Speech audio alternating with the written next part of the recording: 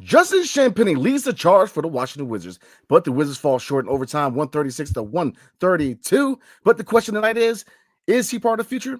Absolutely. Let's talk about it next on Locked On Wizards.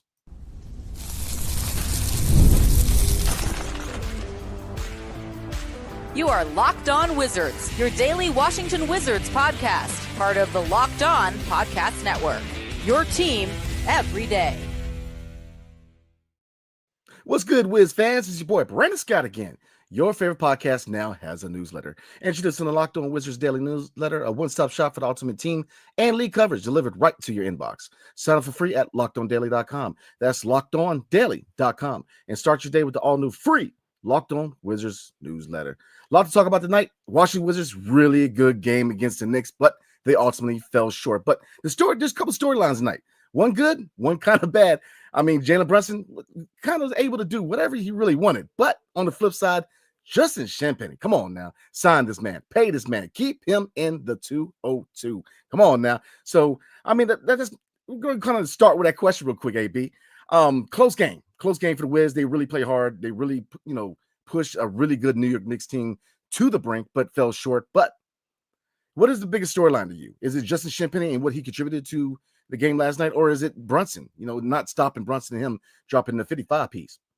No, I think Champagnie, the fact that you took this Knicks team without Jordan Poole, one of your leading scorers, I mean, he was out with injury. It's just so encouraging to see that. Champagnie with 31 and 10. Justin, not Julian, not his brother. That's not his brother. I confused the two, but no, I agree. I say like the Wizards, man. It's so, like, again, a guy at 23 years old. Now you have to put him in the conversation of this young core that we have here in DC with Bilal, Alex Sarr, and Keyshawn George. And it was just a very encouraging performance. Obviously, we lost, but at the end of the day, the Knicks, they're East contenders outside of Boston. They're the ones threatening Boston. So you put up a fight without Jordan Poole. What else could you ask for? Yeah, I mean, you forgot the Cavs now, but I feel you, man. I mean, they're right there in the mix. Absolutely. And you hit the nail on the head. I think the biggest storyline is, yes, looking at Brunson, 55 points. I mean, it took 31 shots to do so. So, plus he went to the free throw line for 17 attempts. So I think those are some factors to look at. Not taking anything away from him, but look, we're here to talk about the Wiz. Look, Champagnie is a keeper. I mean, you never know where you can find talent. Most of the time, you expect to find talent, especially young talent, in a draft or in a trade market. But again, this is a testament to the Capital City Go-Go. With new general manager Jonathan Wall, previous general manager Amber Nichols. I mean, they're getting guys ready to play when called upon. I mean, how many guys have we signed to NBA standard contracts that came from Go-Go? I think it's a testament to what they're doing. They're keeping these guys ready. They're giving them, definitely giving them the playing time, definitely giving them confidence. And when called upon, they're producing. I mean, time and time again, was Jordan Goodwin, first one. Then you got Jared Butler. Now you have Justin Champagnie. I think that's a testament to the Capital City Go-Go because they're getting these guys ready to play at a high level. You keep him. You need to pay him. I mean, he is a baller. He can stretch the floor. I mean, he can hit the mid-range, ball handling. He gets other people involved. He can defend. I mean, he checks that box. 23 years old, like you said, he's in between the two timelines where you look at the young guys and you look at some of these vets and some of these gray area guys. 23 years old, he fits the timeline. You keep Justin Champagnie, DC. I mean, because we all know you have to fill so much of your cap room. So sign him. We're going to move on from a lot of these vets on the roster. Sign Justin Champagnie because he's a guy who, he does have some experience. He's bounced around from a couple of teams here and there, has experience in Go-Go. I think he's a guy who, and another thing to look at, he leads by example. He's playing really good basketball. I mean, he's coming in 31 points. I mean, he's rolling. I think that this is probably the second most impressive game in my eyes from Justin Champagnie. First one was the Denver Nuggets win, where he clearly was just out there playing ball. I mean, he's just so yeah. Look at Justin Champagnie real quick. I mean, if you look at the total stat line, 31 points, 10 rebounds, 1 assist, shooting 13 for 15 from the field. Good Lord. I mean, he was efficient, which is a problem that we know, several people on the team have. He's also scrappy on D, B. I mean, we want defense here in Washington, and a guy that hustles like him, I mean, come on, when he literally there's no expectations. He's going out there balling. What else could you ask for here? Yeah, man. I mean, he when he's on the court, he produces. I mean, last night, 44 minutes played, leading all Wizards in minutes. I mean, the efficiency. But like you said, the defense, 2 steals, only 3 turnovers. He checks all boxes, in my opinion. You keep Justin Champagnie around. Some other bright spots from last night also, Malcolm Brogdon, 22.7 assists, shooting 6 for 15 for the field, 3 for 7 for 3. So he, again, continues to produce. But the young guys came through in the clutch, in my opinion. Bub Carrington, 17 points and 8 for 13 for shooting for the field, 5 rebounds, 5 assists. Bilal Coulibaly, we talk about him all the time. The guy's looking like he's breaking out. Another good performance from Bilal. 8 for 17 from the field. Then you look at Alex Sarr, 12 points. But, the offense, 3 for 10 for the field, but he shot 50% from 3. But 6 rebounds, 5 assists. His offensive output is getting better and better per game. Looking at other people, Keyshawn George, definitely better performance from him. 13 points, 3 for 7 from 3, 5 for 11 for the field. Corey Kispert, Corey Kispert is he's been very inconsistent this year, man. Very frustrating in my opinion because we know what he's capable of. Let me go ahead and wipe my head real quick. My forehead glistening like I'm. But we know what he's capable of, man. And that's the frustrating part about Corey Kispert because when he's on, he is on. When he's off, man. And he hasn't been himself. I mean, he's been flat a lot. 11 points, 4 for 9 for the field, but 1 for 6 from 3. I mean, that's the one area of his game where he excels. Now we all know, yes, he has high basketball IQ. He has the ability to, slash the basket, move without the basketball, attack the basket, improve ball handling. But, he's got to shine. He's got to play better than this because, like I said, with the contract, here's my mode of thinking, AB. With the contract brings more expectations. When you pay somebody, there's expectations that there's going to be certain, again, expectations of what the performance is going to be every night. And to me, he's not playing up to that contract. And yes, it's a very team-friendly deal, but I expect more from Corey Kispert because, he's been in the game for a while. He's the longest tenure Wizard at this point, and we know what he's capable of. So it's not like a knock on Corey Kispert. It's so much as that we know you can play better than this. So we definitely expect more. And then Jonas Valanciunas, 21 minutes played, but 8 points, 8 rebounds. When he's not starting, this is kind of what I expect what his production is going to be, around 8 to 10 points. His rebounding numbers are where he really shines. But this was a good game. But I think it came down to what? This is the better team. We pushed a really good team to the brink. And I think that this is a very good culture. I was about to say win. Lord Hammers, very good culture game. Because, like I said, year 2 of a rebuild, the biggest thing you want to establish right now is what culture? The culture of playing hard, playing to win. You want to play teams like this hard because, look, down the road, this is going to be an obstacle for us. We have to play these types of teams hard because if we want to be that young, up-and-coming, dangerous team in the next 2 to 3 years, we've got to beat these teams, man. And like I said, there's other teams that are young and hungry like we are. Orlando, man, they're not. Look, watch out for the Magic right now. They're playing for real. They're going to challenge Cleveland and Boston for supremacy in the Eastern Conference, man. So you got to, Orlando's one of those teams where in the next 2 to 3 years, they're going to be our obstacle. There's going to be a team that we hope to win a championship. The Orlando Magic in my eyes are going to be that team in the next 2 to 3 years that we're going to be in the Eastern Conference Finals against. If once we get to that level. But other things to look at real quick. D'Lo. D'Lo got traded, man, back to Brooklyn, man. It seems like there's a pipeline for D'Lo where he ends up in LA or Brooklyn at some point, right? Looking at that, man, how much do you think that really changes the dynamics of the trade market for the Washington Wizards, knowing that the Lakers were that one prospective trade partner? It does a little bit. I still think the whole idea of JV being traded to LA, I think the LA should strike now. I think Rob Pelinka realizes that they need that starting caliber center with LeBron and AD. So obviously getting rid of D'Lo, I mean, my friends that are Lakers fans were, oh my goodness. Sometimes when I used to watch Lakers games, that shot selection of his, I mean, what are you doing? But there were times when he was hot, but when he was cold, he was cold. So it does alter the trade market a little bit. I know Dorian Finney-Smith, shout out former Hokie too, got traded. So I think the whole JV to LA thing, I still think there's a strong possibility of happening, but we'll just have to see within these next couple of weeks. And I'm excited about this trade deadline. It's going to be hype.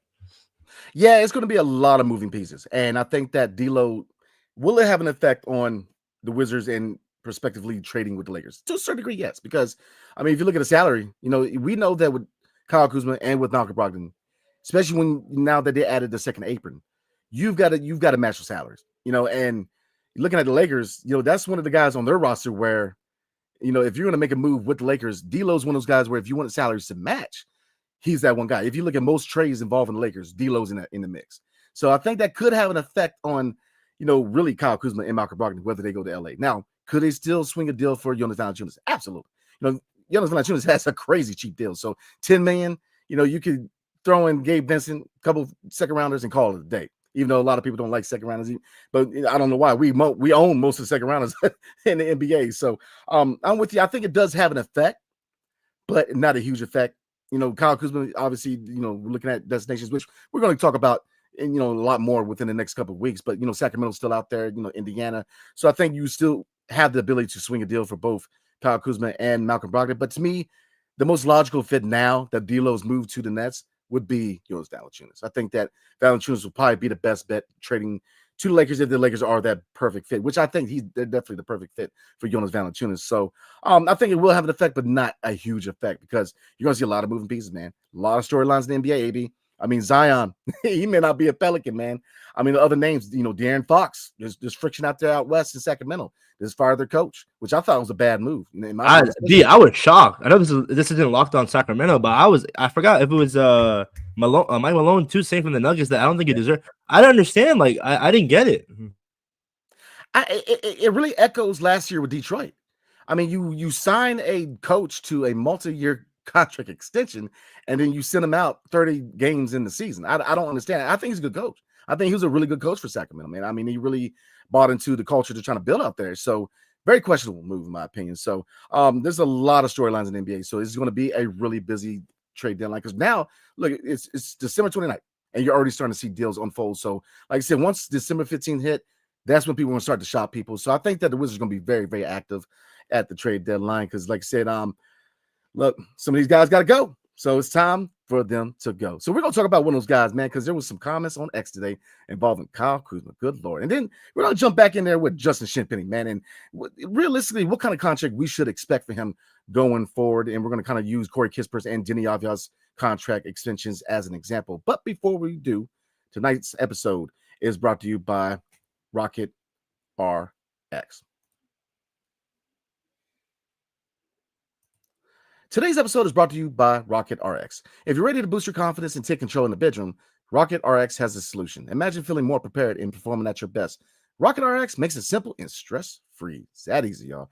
Rocket RX offers FDA-approved treatments for erectile dysfunction at lower costs than branded alternatives. No more uncontrollable doctor visits or pharmacy trips. Everything is delivered right to your door in discreet, plain packaging. With Rocket RX, you'll get trusted care from a real U.S. clinical team. Complete a quick 100% online consultation, and you can get your free prescription today. So look, if you need that little boost, visit rocketrx.com to get started right now. It only takes 2 minutes. Right now, our listeners can get 40% off your first order when you use Locked On NBA. That's rocketrx.com, code Locked On NBA for 40% off your first order. Terms and conditions apply. Rocket RX, better sex made simple. All right. Let's get back into this thing. So before we get into comments, a couple things we're going to talk about real quick. Kyle Kuzma. There were a post put up by his mom, and there's been a lot of friction with fans online about him leaving the team, and people very vocal about Kyle Kuzma being moved. Like I said, I know both of us are, a couple of gentlemen that believe he should definitely be traded. But let me ask you this real quick, man. How messy is his eventual trade going to be leaving DC? I mean, you think it's going to be messy or? Yeah, I mean, like I've been saying this for a while. The writing's on the wall, the floor, the table, it's everywhere. He clearly just doesn't look like he doesn't want to be here. I mean, when his mom's brought in there, I mean, talking on social media, it's like this is an ugly breakup, and it's only going to get uglier if the Wizards keep stalling it. Yeah, I think it's going to be messy. I really do, but I think it's weird, and I'm gonna tell you why it's weird because I don't understand why anybody's like surprised. I mean, how did he get here? He got traded. I don't understand not knowing the business in the NBA. I mean, every major sports network in the country, if not the world, is looking at Kyle Kuzma being a trade piece. I mean, everybody, Sport News, ESPN, the list goes on. He's looked at as a trade piece. I don't understand who's surprised by that. I mean, and like I said, for his mom get on there, like I said, all due respect, I don't understand why you're surprised. Like, I don't get it. But like you said, the body language, certain factors, it's really getting to a point where it could be a very ugly divorce. Like Bradley Beal, that whole saga, that was towards the end. I mean, and it's sad because he's a good player. He's a guy who came here, did his job. Not a star, not an all-star, even though you can argue last couple of years played at all-star level. But team performance obviously not very good. So he's going to get, you're going to get knocked for that. But I appreciate what he did off the court. Like I said, I love John Wall for all the things he did on the court, but what really, really shines and really gets a lot of his love for off the court stuff, giving back to the community. Bradley Beal, very active in not only, giving back to the community, politically involved, stuff like that. So I love players who give back because I think that, yes, you don't have to give your money away, but it's good to see guys who make a lot of money playing basketball give back to the communities that they represent. So I think that, but it's all the other stuff that really gets it, man. I like Kyle Kuzma. I really do. I think him as a player. I think that, I think he's a good player. But here's the thing. When you add all the other stuff together, it's like, come on, bro. Like, I mean, number one, don't be that team. And then we are that team. I mean, it's just like, maybe you need to go ahead and just suspend his ex, man. Like, because he when you get to the point where it's like, all right, man, we're cooking. Kyle Kuzma's doing well. He'll say something. It's like, bro, what are you doing, man? Like, what are we talking about? Like, don't be that team. And then, because that is a joke around the league. I mean, there's people Gil's Arena, they were laughing about it. I mean, don't be that team, and then you end up being that team. When he did that, I knew it was going to come back to bite. I just knew it was going to come back to bite. Oh, absolutely. And it's stuff like that. Like I said, I'm not one of those people to say that athletes should shut up and dribble. I feel like you have a platform to use. And, like when it comes to politics, I don't always think that you should talk about politics, because we know it's a very divisive subject. But he made that choice, and he went out there and he talked politics, and going back and forth with fans, man, it's not a good look. It's not a good look. Even though I don't think that shut up and dribble. I think that, look, you got an opinion, use it. You know what I mean? I don't. That's a beautiful thing about America. You can vote for who you want to vote for without any kind of fear of retribution. That's the way it should be. But it's this other stuff, man. Like the fashion stuff. What got me mad earlier this year was, you go in there and you do an interview for Vogue, and then you're talking about how you feel pressure to have to go buy outfits. It's like, bro, do you know the economic situation in this country right now? What do you tell your fan base right now when you're telling me that you feel pressure to buy outfits, and then you got people showing up that spent a lot of money for tickets and gas and metro stuff, and then man, they're hurting right now. So I thought that was kind of in bad taste, It's frustrating, because when you add it to me, it echoes Bradley Beal, because when you got Bradley Beal's wife on there arguing with fans about his 2K rating, it's like, what are we doing right now, man? What are we doing? The mom gets on there, and I'm trying to be respectful, but I'm gonna say this: he's a grown man. Let him fight his own battles. He's a grown man. Like, you're arguing, what it is. It's a business. Your son came to DC in a trade. I don't understand how people don't, how they're blindsided by trade talks. Like, you knew what it was. Like, and the other thing I want to bring up is, like, I feel like that, because I kind of get this aura, especially when I'm covering the team at Cat One, that, that Kyle Kuzma doesn't like the trade talks. And it's like, bro, we got to be real with what the situation is here, man. Like, it's time. And number two, you've got to be realistic with who you are as a player. All right. Look, not everybody's going to be a starter. Not everybody's going to be an all-star. Not everybody's going to be a Hall of Famer. You gotta have your role guys, man. Your role players. He's not a first option on any team but this team. I mean, any other team in the league, AB, he's going to be a fourth or third or fourth, maybe at worth fifth option. Like, because you're that guy here doesn't mean you're being that guy. You go to Sacramento, what he's going to be fourth option? You got Keegan Murray. You got Sabonis, De'Aaron Fox. The list goes on. He's probably going to be the fifth option on that team. I mean, it's just, it really befuddles me. And like I said, for everybody on the podcast side, I'm wiping my forehead, man, because I got my heat on blast right now, and because it's cold outside. So definitely excuse me, everybody on the YouTube side. But I just don't understand it, AB. To me, it's weird, because what the business is, man.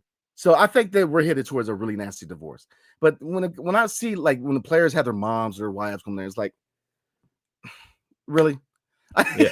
I always say, B, obviously it's good to have a platform, but it's never good to respond to comments, and because that stuff eventually gets to your head, especially as an athlete. Like, there's just no point in going there looking at look at them, okay, but don't reply to them, have arguments with them. You just don't get anything out of it, because again, there's so many trolls on the internet. Like, no matter what you do, you can score 100 points out there, Kyle Kuzma. Someone out there is gonna say something. So and this is not Kyle Kuzma. It's like, it's a whole, like, a professional sports thing. I feel like, focus on your craft. Obviously, you can look at social media, but don't get too tangled up in it, Look, you ain't got to tell me. You ain't got to tell your boy, man. Look, I've been there and done that. And like I said, I think dialogue is a beautiful thing. I think that when you look, I'm an old head, man. I'm about to turn 40, man. And, when I was growing up, I grew up in the age where I didn't have a cell phone until I was, like, in high school, man.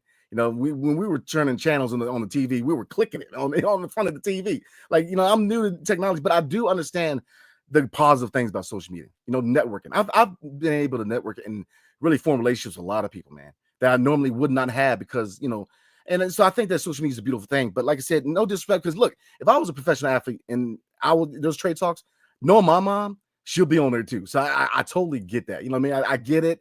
I think on one hand, I get it. You're a mom, but he's a grown man. This is the business of the NBA. And going back and forth with people, I don't understand that, man. To me, it befuddles me. And from the perspective of Kuz, brother, man, you know what it is. You came here on the trade. Like, time's up. Some people have, more coarse words to say to Kuz. Me personally, I've enjoyed him here in DC, but time's up. It's time's up. I mean, Bilal is ready to take that number 2 role. Jordan Poole has shown that he's ready to take the leading role. Time's up. So that's kind of where I'm at with it, man. Real quick before we move on to comments, Justin Champagnie. Looking at Corey Kisper's extension real quick. He is going to make 13.9 next year.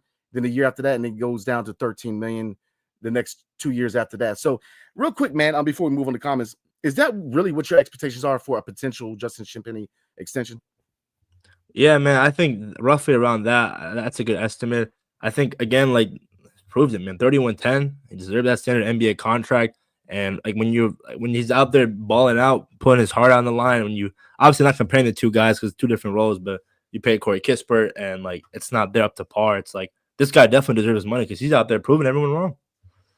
Pay the man. That's simple. Pay the man. I think he's a solid contributor. He's a versatile guy he's a 3-and-D guy.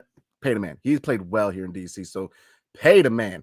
Yeah, I think the expectations would I'm probably looking around $10 million per year, and I think that's easy money for the Wizards, man. I mean, $10 million per year. The reason for that, obviously, if you look at the sample of work, Corey Kispert has more of a sample of work over the course of 4 years compared to Justin Champagnie. But like I said, his body work this season, you can even argue last season, he's earned that. Keep him around. So, all right, everybody, we're gonna get into comments real quick as I wipe my forehead. And like I said, I definitely appreciate everybody because it's a little cold day, windy where I'm at, and I'm sweating my butt off. So definitely appreciate it. But you can just tell that talking about Kyle Kuzma gets you sweaty a little bit, just a little bit, right?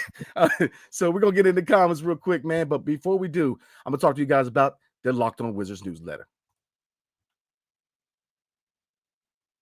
Your favorite podcast now has a newsletter. Introducing the Locked On Wizards Daily Newsletter, a one-stop shop for the ultimate team and league coverage delivered right to your inbox. Sign for free now at LockedOnDaily.com. That's LockedOnDaily.com. And start your day with the all-new free Locked On Wizards newsletter.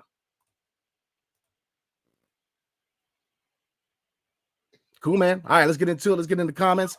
Appreciate everybody waiting for the day. Like I said, Saturdays are really a throw-up, man.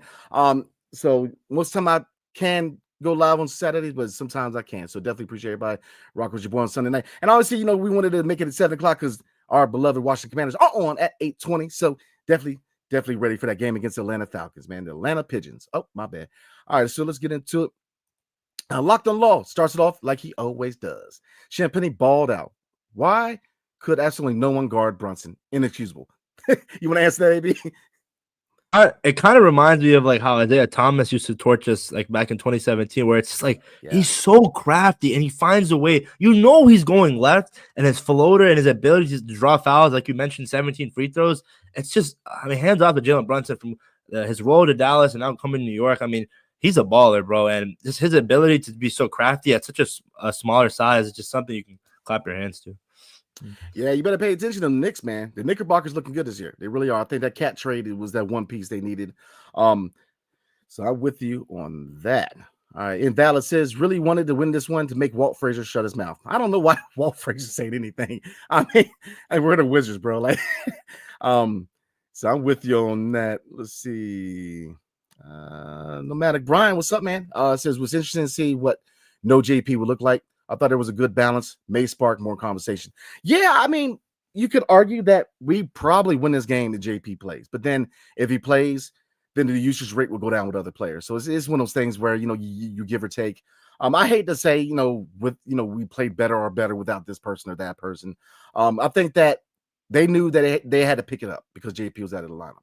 And because, with JP and Kyle Kuzma both out with injury, that's your 1-2 punch is scoring out of the game. So they had to pick it up, and seeing Justin Champagnie really step up says a lot. He's a guy that you want to stick around because he stepped it up, and all the young guys stepped up. Bub Carrington, his offense is starting to really shine. Alex Sarr is getting better. He's still raw, still going to take some time, but he's definitely ramping it up. Bilal, ready to be that number 2 guy, man. I'm saying AB, look, Bilal's ready to be that number 2 guy. I was happy trying to take that game winner because obviously it wasn't the best look, but that's just reps that eventually down the line when we're contending, it's gonna go there, it's gonna connect. Absolutely. I have no problem with him taking that shot, man. No problem at all. Let's see. Fred Fezzle, my guy, says Laker trade not likely now. I think that if we do want to trade with Lakers, it's going to be Jonas Valanciunas. I think definitely if you see D'Lo's contract, that's the one real guy that they were willing to trade to match salary. So I don't see Kuzma or Malcolm Brogdon being an option for Lakers at this point. I think Jonas Valanciunas, I think he's still a good target for the Lakers because they can slide Anthony Davis to the 4. I think everybody wins. So I still think you make that phone call with the Lakers. But as far as Kuz, as far as Malcolm Brogdon, I think the other teams are definitely going to be the target for their services. Mike Delap says the Knicks were coasting until the end.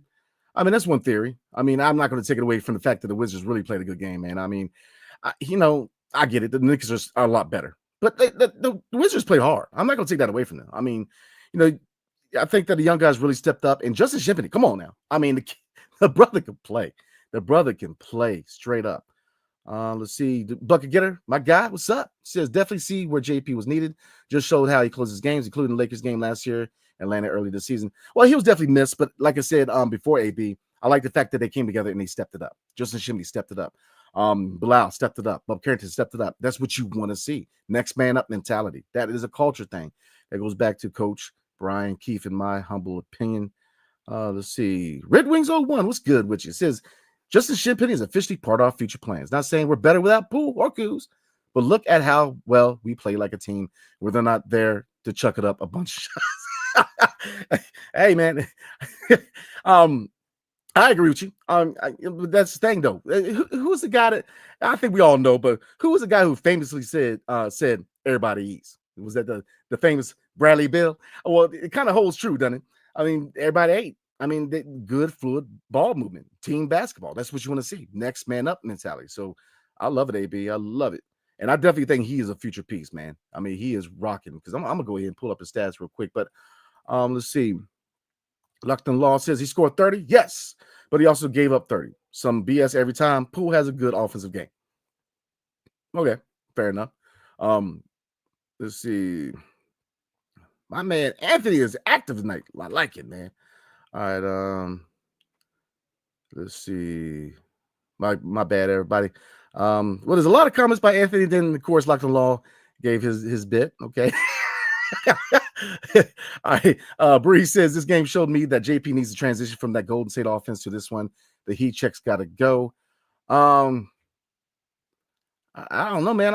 JP didn't play, so it is. I agree with you, but I think that I don't even know how to respond. I'll say this. Yeah, I guess if I could nitpick one thing, the transition threes kind of give me, and I think the reason you really can't say much is because he makes them. So I mean, to me, just from a basketball standpoint, from strategy and coaching, I just think that you need to utilize the shot clock a lot more. But I think he's done a good job really putting that work in the offseason and really finding what his best attribute is, which is letting his offense lead for others to have opportunities. Collapsing up defense and really utilizing shooters, man. I think he's done a good job doing that, utilizing his vision. So, I see what you're going with, Bree. I definitely see where you're going with that, though. I see John Tolento. We got a New York Knicks logo, so I kind of see where this is going. The best thing the Wizards can do is keep losing. Try and get Flag or Harper. Trade for more picks. Go to OKC route. Hey, look, I agree with you, bro. I definitely appreciate you rocking with the Locked On Wizards, man. I know you're a Knicks fan, but yeah, I mean, I think that's definitely what they're doing, AB. The OKC route. Will Dawkins, definitely that's his former team, and that is definitely the model to me. And then try to get Flag or Harper. Yeah, that is definitely the plan. So I agree 100%. Let's see. Bree says I wish the younger guys had this punch when JP's in the game, more winnable games. And like I said, I think the punch had a lot to do with him not being in the game because he had to step it up. Like I said, with him being in the game, the usage rate would be lower with some of these guys, man. So like I said, I agree with you. I definitely think that you definitely want to see that type of hustle from them when JP's in the game, but they did a good job making up for that loss of production, in my opinion. So, let's see. Gerflump. Okay, I like the name. Sar, Rookie of the Month. I'm with it, man. I think that you got to pay a little more attention to Alex Sarr. People already called this man a bust after 5 so many games. I mean, I'm gonna ask you this, AB. What other outside of Alex Sarr, what rookie to you right now is standing, really standing out from the others?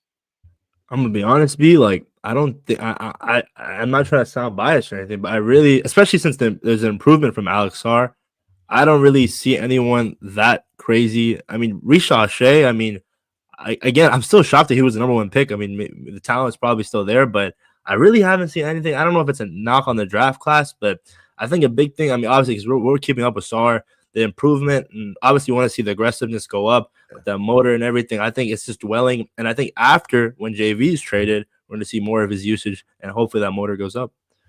Yeah, I agree with you. I think that early on, to me, Zach Edey was the one guy, rookie-wise, that really stood out in Memphis, man. But outside of that, I mean, you see glimpses from Rishaw Shea, Klingon. He's got Aiden in front of him, so he's not gonna get that that playing time he really needs out there in Portland. I don't really see anybody that really stands out. And to me, Alex Sarr, the fact that look, we're not the only fan base or team that knows that he was very raw coming out of the draft.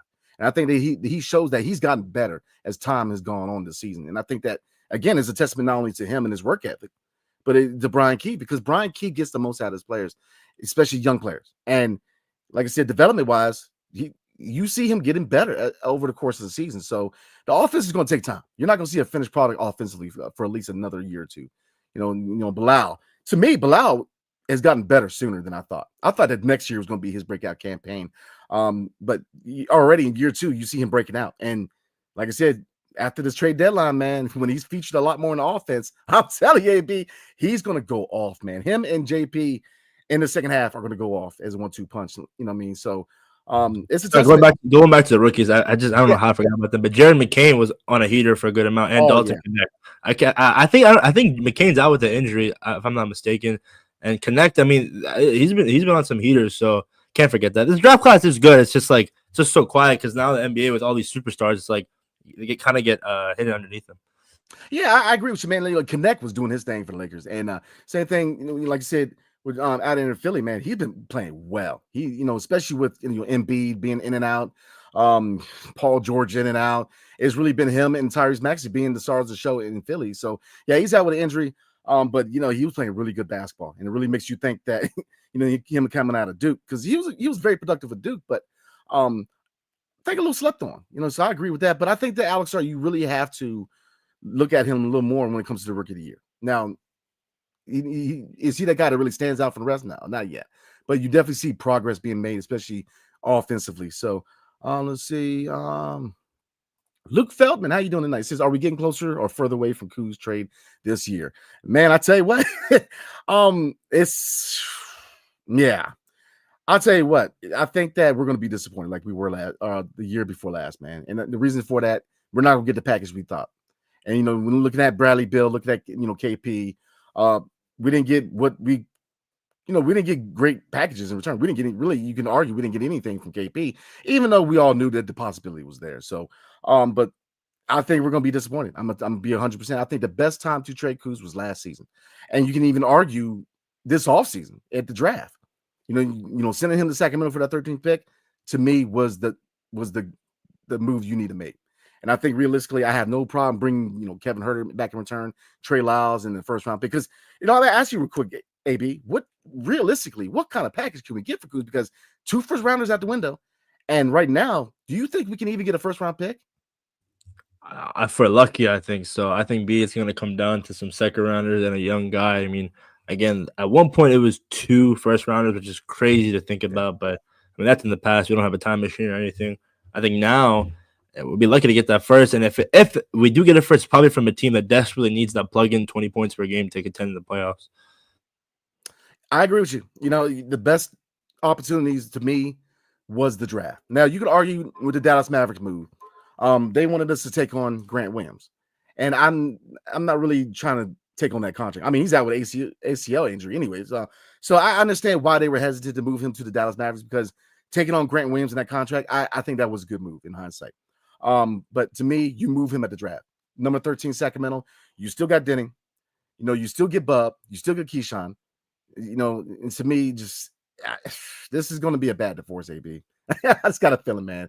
It's going to be a bad divorce. And like I said, I don't want to take away from what he's done because he has done some good things here in DC, especially off the court. On the court, productive. But it's time. But yeah, I think this is going to be one of those moves, man. And like I said, I'm a big fan of Will Dawkins and Michael Winger. I think they have done a great job so far. But I think this will be one of the first blemishes, in my opinion. And I don't think it's definitely not at the point where it's like, oh, we got to move on. No, we have a good front office. We have a competent front office. But I think this will be one of the first chinks in the armor because you're not going to be able to get the value.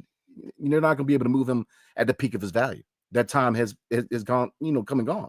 So, like I said, you're going to get a really bad deal, in my opinion. But at this point, because let's be real, let's be 100% right now. He's probably asked out.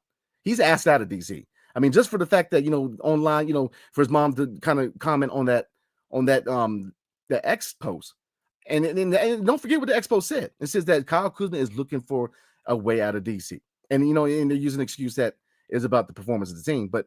Come on, bro. You know what you're getting yourself into, man. Like, you know what it is, man. Like, you can't, on the first hand, you can't say, oh, man, look, I want to be here at the end of the day. And then we 5-24. And all of a sudden, like, oh, man, it ain't where I want to be.